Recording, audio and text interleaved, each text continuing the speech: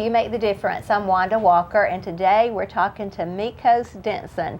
And Mikos is the new director at the Boys and Girls Club.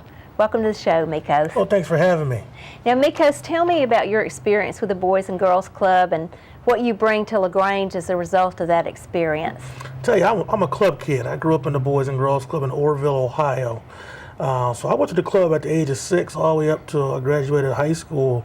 And all my adult life I worked for the club. So 28 straight years I've been part of this great organization. And serving in many capacities, from a junior staff in high school to being the CEO of Atlantic City about 6 years ago. Spent some time in Las Vegas, Cleveland, Ohio.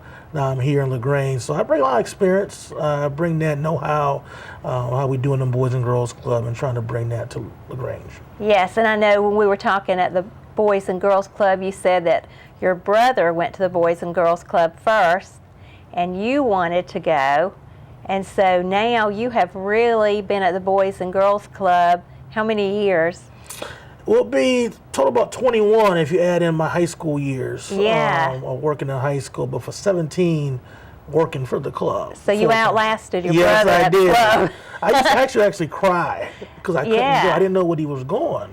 And I looked up to my brother, and we had the Boys and Girls Club up the street where we lived, and he would leave and I would stay at the front porch and be looking like, where are you going? I know. So now that I can't get away from it now. So yeah, and it's hard to understand when your older brothers and sisters are going somewhere and they don't take you, isn't it?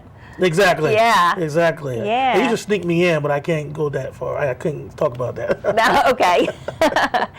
Okay, well tell me what the vision and mission is that you have for the Boys and Girls Club. Well, our mission tells us that we got to inspire all young people, especially those who need us most, to realize their full potential as caring, productive citizens. So we're trying to cast the net wider and serve a larger number of kids more often. A study has shown that when kids come to the Boys and Girls Club frequently and with consistency, that we impact them at a greater level. So we have to have the opportunity to cast that net and serve a more demographic, be more diverse. I think we have to be from a programmatic standpoint so we can attract all kids. Yes. There's a misconception out there that we only, serve low-income behavior issues and minorities, and that's far from the truth. Right. We serve all kids. We offer no proof of character to come into our facility. So, we have to get our message out there clearer so people understand it. We have to offer more of a variety of programs to attract that new age kid and attract kids all the way to age 18. Yes, and so you have several different Boys and Girls Club sites, right? Yes. Tell me about the sites you have, and you're going to open another one. Tell me about that. Correct. We have 3 locations currently. We have one here in LaGrange. We have one in Hogansville. And we have one in Valley, Alabama. We took over operating control of Chambers County about a year and a half ago. We're set to open up a new one at Callaway Middle, what we're very excited about, in August, at the beginning of the school year, to serve middle school kids. So we have 4 total by August. But all of them are very unique. They're different sizes, shapes, demographics are different. So we're serving a large number of kids from different backgrounds, and that's important. Yes. That's important that we cast that net again wider and serve as many kids as possible. Okay, so tell me, what are the programs that are the key programs in the Boys and Girls Club? Well, we have 3 priority outcomes that we're focused on moving forward. One of is academic success. We're promoting that and having every kid equipped with the necessary skills to graduate on time with a plan. We promote healthy lifestyles. Every child is living right and prevention and taking care of their bodies and saying no to drugs and that sort of thing. And then the other one is good character and leadership, really ready to lead. We got to start getting kids ready to serve their community and lead in their communities. So we're really focused on those 3 priority outcomes, are evidence-based, really ratcheting up our education programs, from our Power Hour, which is our after-school homework assistance program, tutoring. We got to make learning fun, because kids, they don't have to come to the Boys and Girls Club. It's a choice. So we got to make sure that we keep that in mind, always make things fun for kids to attract them into our programs. with our leadership clubs that offer leadership skills and really getting them ready to take care of the neighborhood and be our future leaders. Yes, that's wonderful. I know you do a lot of collaboration and partnership in the community to be able to provide everything you need to provide at the Boys and Girls Club. Tell me about some of the people you partner with and what they do at the club. Well, I inherited a good situation, I tell you, Wanda. The United Way here is very strong and allows you to partner with other agencies. We're doing good stuff with new ventures right now that we're excited about. We look at the school district, who has been great to us, Yes. allowing us to come into their facility in August. But we want to kind of look for ways to improve our communication and really try to reach out and have that linkage between school and Boys and Girls Club. Just a lot of variety of police department, law enforcement, it all working in unison. Being in a smaller city and smaller county, we all got to work for the same goals, have the same missions. We're also working with Camp Academia, Yes. Shirley Penbaker and her brain jogging phenomenon that's really taken over our club, really helping with the cognitive development of kids and the education values, making learning fun and interactive, and kids are doing very well. And I'll be sharing those details at the Optimist Club in 2 weeks. I'm very excited about that. Yes, and we're planning to have Shirley on the show to talk about brain jogging Yes. again too. So that will be good.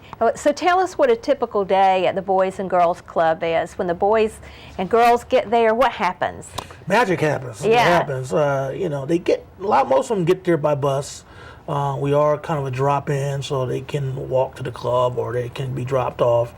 We try to make it as pleasant as possible. When they get off that bus or they get to our facility, when they walk through them doors, they're greeted Yes. by an adult, and they're asked how their day was, if it's at school, at home, with a smile.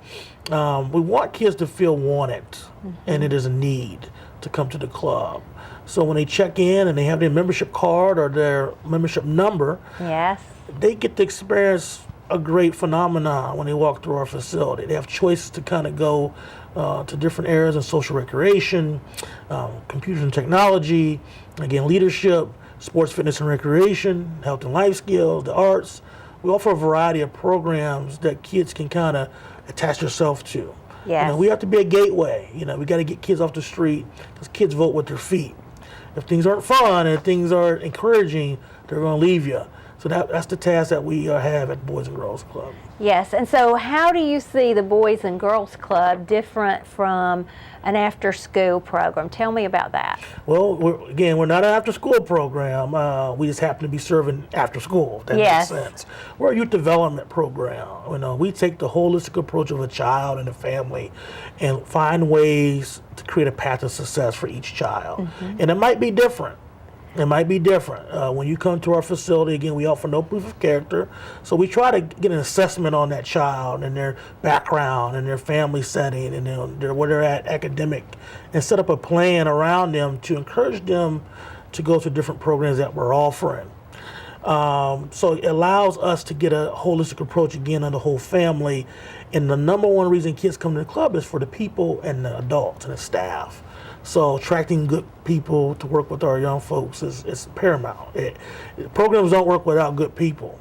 Yes, and so that brings me to another question. So when you're looking for your staff at the Boys and Girls Club, what kind of person are you looking for? Looking for strong mentors. We're trying to build a foundation. We have a lot of college kids from LaGrange College working for it, which is great. They've been, Yes. They're impressionable still. You're still training. You're still trying to work with them on their personal life also. And they serve as great mentors for our young people. We got to start growing our own.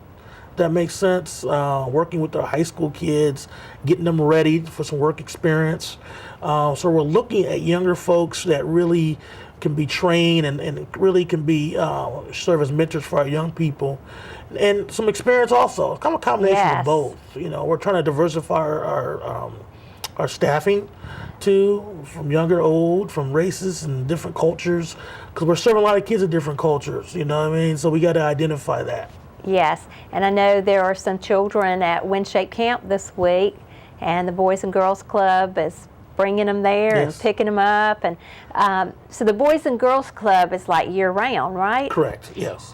And the cost is very reasonable to have the children there. Tell me about the cost. Very minimal. We usually charge a one-time membership fee, and that can be between $25 to $50 for the whole year. Yes. And then there's different services we offer for transportation. There's a minimal fee for that. This summer, I know one of our facilities, we offer $100 for 8 weeks. I mean, Yes. you can't beat that. No. nowhere, you know. So a lot of those services we offer are very minimum as far as fees go. So that's why collaborations and partnerships are very critical, because we want to keep our dues low. Right. Our fees low. That's what the base of Boys and Girls Club is. That, you know, we're not generating no profit off a membership. We kind of lose money off of it. Yes. But you want to do that because you want to be open at the right time for kids, and that's why we're open over 250 times a year. Yes, and so the Boys and Girls Club, they don't make money through the fees that the family pays. Tell me what you do to bring in money, your fundraising events and those kinds of things. Well, we got a golf tournament coming up in August. Yes. At the Highland Country Club. That's been an annual thing. August 11th, I believe, you'll see more stuff out there with that. So we're excited about that. We have a spring event every year that's been an annual basis for us also. 2 major fundraisers. We get pass-through money from the Georgia Alliance with DFACS. We have our OJP money that's passed through from the Boys and Girls Club of America, our national office. Yes. We got to look to get more from our corporations, I think, and then some individuals, you know. Towns and communities that support things like Boys and Girls Club, from resource finances, helps us do what we got to do. Yes. You know, we want those unrestricted dollars so we can kind of steer that money into what need us the most and what needs us best. Okay, and I know that there was a study done, economic impact study. Correct. Tell me about that study and what it showed. Very unique. You know, I worked in this when I was in the Northeast also. It's showing how Boys and Girls Club impacts the community Yes. rather than in the economics impacting the Boys and Girls Club. And it's showing if you invest in Boys and Girls Club, $1, you get $15 back on your investment with impact services. Yes. And that's tremendous. You know what I mean? Where do you get that at? Right. You know, it's allowing parents and adults to go to school to get some basic education skills because they know their child's being taken care of by the Boys and Girls Club. It's allowing adults to go work a second job or, you know, getting additional resources, but because they feel that their kid's being secure. So that part is taken care of. That eases their mind. It also talks about how our programs, our prevention programs, are taking kids off the street. It's minimizing, you know, drug abuse, alcohol abuse, teen pregnancy, which is huge. Yes. Which is a phenomenon too that we got to get a hold of. So the economic impact study studies that, and it shows the data that the clubs are more needed, even more to this day. And also, the students who go to the Boys and Girls Club, they really do well in school. And I think it's even been looked at that they do sometimes better than students who don't attend the Boys and Girls Club, right? Yes. So going to the Boys and Girls Club is a very effective way to help students. Yes. Yes. You know, even right now this summer, you know, it's a study out there that's showing that kids out of school who don't continue to read and get those education capacities, they struggle when they get back to school in August because they lose that 2-month gap of learning. We're focused on the decreasing the summer learning loss. So that's how we focus a lot on extra education values in the summer so kids are prepared when they go back. And we can show that kids that go to the Boys and Girls Club are doing things at a high level when it comes to education because they're not losing that attention to detail. Yes, that's wonderful. Now, I also know that people in Troup County are concerned about gang-related issues that are happening here, and I know that the Boys and Girls Club can help with that issue. Now, tell me how the Boys and Girls Club can help. We're really looking at this wholeheartedly. I mean, it's a serious issue going on, and a lot of our kids are being affected by it. So, on the prevention side of things, we're really focused and really trying to get some things in place now to really keep the kids in our program as long as possible.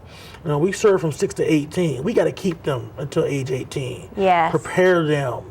What's happening, Wanda, and I come from cities where gangs are running rampant, but we've had some success in other places with our delinquency prevention initiatives.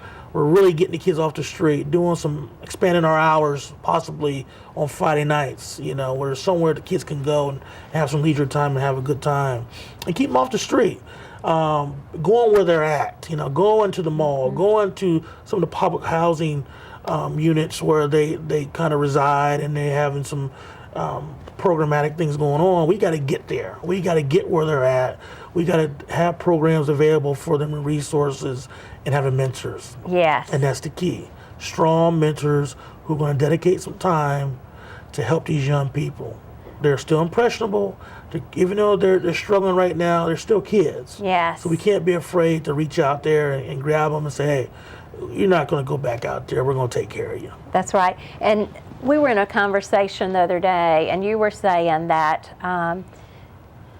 the people who are in the gangs, a lot of them don't want to be in the gang. So what is the key to reaching those that don't want to be there? You can't be afraid, again, like I said before. There's a lot of them, they don't want to be. That's all they know. Yes. If you have siblings and older folks in your household and that's what they're doing, you're going to relate to that. So it's mentoring in a negative way, so to speak. So you have to be available and take a chance sometimes. Open up your doors. Once you do that, you're able to reach them. They want it out. Yeah. They want an excuse to not be in that life. And you have to give them that opportunity. Are you going to save everybody? No. Is someone going to take advantage of it and cause problems sometimes? They're going to do that. But then you got to weed those types of people out and pick up that 10% of kids who don't want to be in gangs right now and show them that you care, that there's a other way to live. They don't know that right now. Yes. And you got to give them an opportunity, expose them to other cultures and other resources.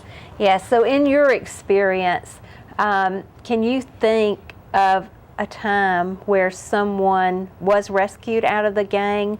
Or I know you've had conversations with gang members who had like younger brothers and sisters who were in the Boys and Girls Club. You told me some experiences, so relate some of those to me and tell me how those can be redeemed. The great thing about the club is everyone has a story when you meet someone who's ever went to a boys club or Boys and Girls Club. And I had a situation in Las Vegas recently before I came out here. When I got there, I had a young man about 15, and he wore blue every day.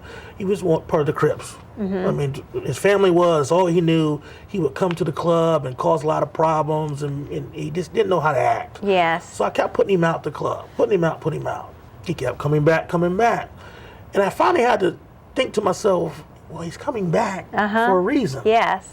So why not give him a chance? And once I kind of focused in on him and took him to places outside of that neighborhood, called him and checked on him, talked to his mother, he started to turn around.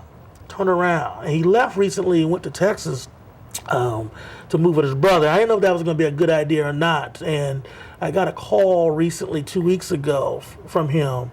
He's in the ROTC program. He's set to go to the military. 2 years later, here's a kid, I'm telling you, was at the bottom of the barrel, didn't care about life, didn't care about people, who's going to be leading us. Yeah. He changed his life because we gave him an opportunity to change. We stopped being afraid, allow, kids like in his situation into our club. We took ownership of it and made sure that he was taken care of, his family was taken care of. And not only did we impact him, we impacted the younger siblings in the household. Yes. That are growing up now to knowing there's an opportunity out there. You just need an opportunity.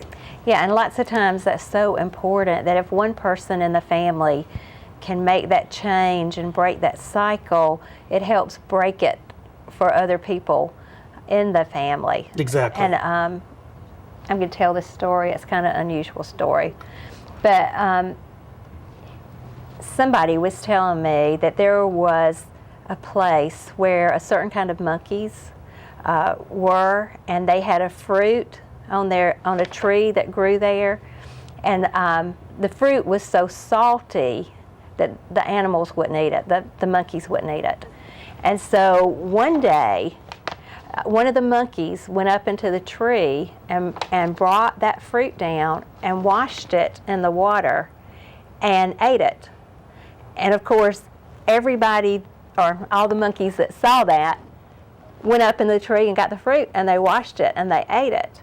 So that's kind of like breaking a cycle. Mm-hmm. You see something done that you haven't seen done before, and you know it's a good thing, and so you can follow it.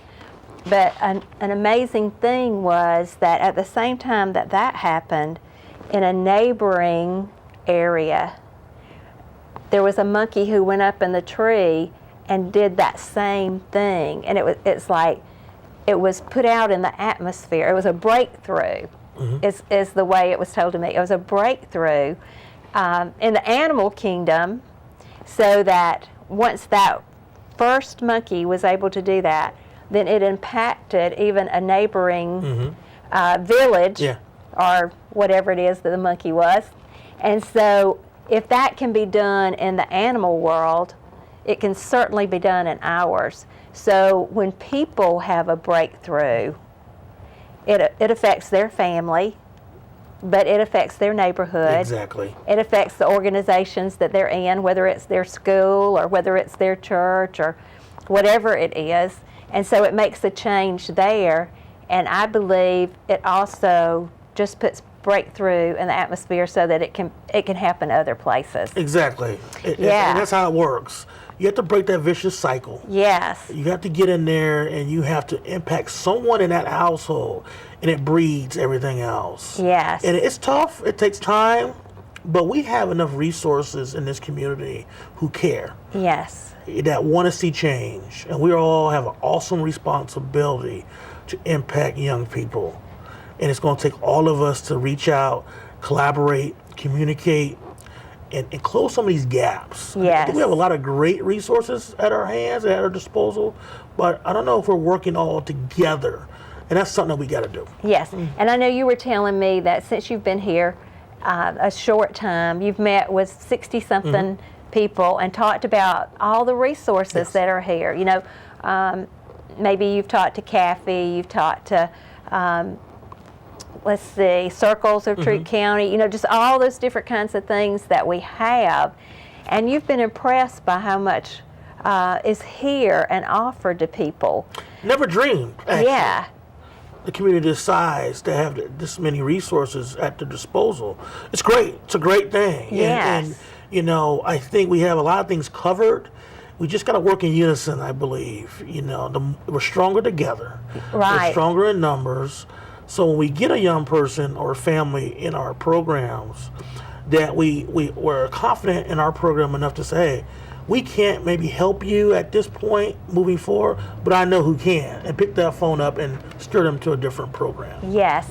And so I know that you are also interested in bringing some people here to have a conversation about the game. Yes. All right, tell me about that training that you would like to see come to LaGrange, and maybe some of the people that you would like involved in that training.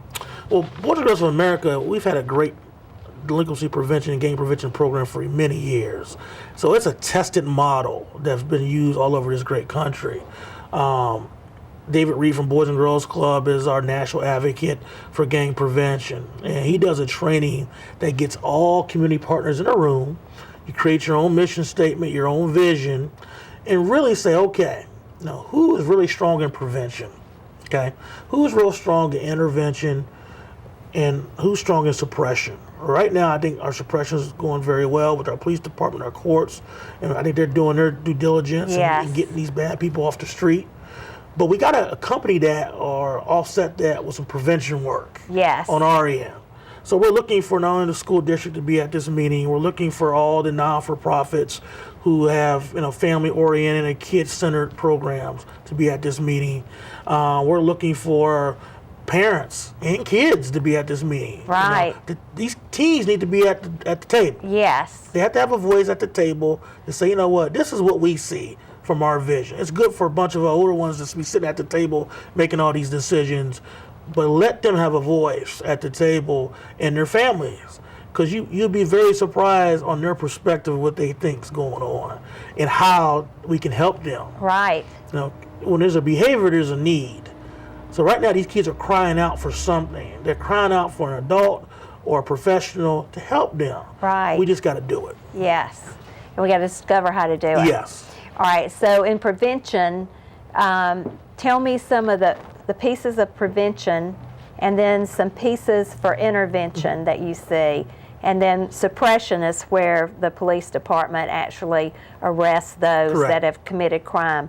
But just talk about the prevention and the intervention so that we have an understanding of that. Well, you know, when you get a kid into your program, you know, you got to do the life skill work. You got to show them, do your DARE program. We do have a program called Smart Moves, which is health prevention. Excuse me. And we have a healthy lifestyles program, healthy habits, eating right, teaching those fundamental skills about taking care of your body. All that's prevention. Yes. All that's giving them the skills necessary to make good decisions.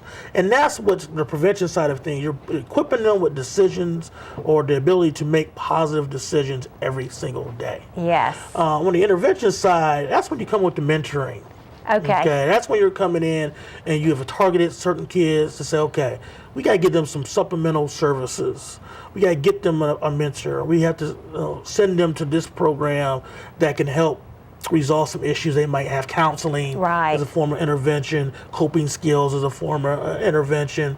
So, you know, those organizations that can kind of come in and offset some of those barriers or negative behaviors, that's where intervention comes in a little bit. We're doing it now and don't know we're doing it. Yes. But to make it a little more formal, making sure that those gaps are closed. And then with the suppression piece, you know, hey, unfortunately sometimes, you know, the police department comes in, has to arrest those folks. That's just the way it goes. Yes. But then, especially with the juveniles, when they are put back into society, are they ready for that? And that's what we got to come back in and say, okay, this kid has done his time or this kid has been rehabilitated or what have you. Now they're coming back into our community. Now we want them to be better citizens. Yes. You know, because sometimes you send them back in their community where they got in trouble at, it's not a good thing all the time. So how can we make sure that we're having communication with our court system and they put kids back into the community, that we close those gaps. We get them into the Boys and Girls Club. We get them into another not-for-profit who can make sure that they're on the right track. Yes. Well, thank you, Miko. We are so excited that you're here and excited about the things that you're bringing to LaGrange. And I know that if your kids are not involved in the Boys and Girls Club, you'll want to seek that out and get them enrolled. Thank you for watching You Make the Difference. And remember, you truly do.